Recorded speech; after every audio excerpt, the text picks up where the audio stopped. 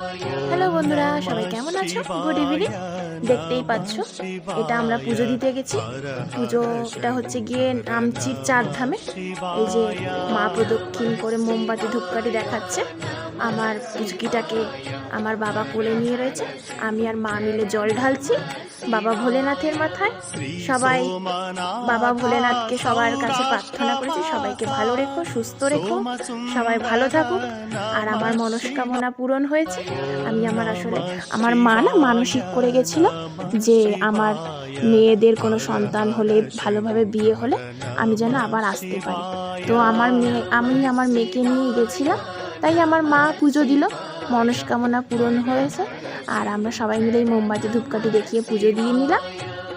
তারপরে আরও সব কটা ধামে গেছিলাম, কিন্তু সব কটা ধামের ছবি বাদবাকিটা দেখাবো।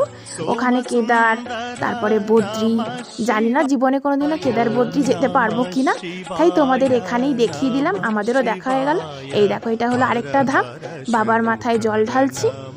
আর হলো গিয়ে যে 4 ধামের বাবা মহেশ্বরের আমরা মাথায় দাঁড়িয়ে ছবি তুলেছি। টাটা, সবাই ভালো থেকো, লাইক কমেন্ট শেয়ার করে দিও। টাটা, গুড নাইট, খুব ভালো থেকো, টাটা।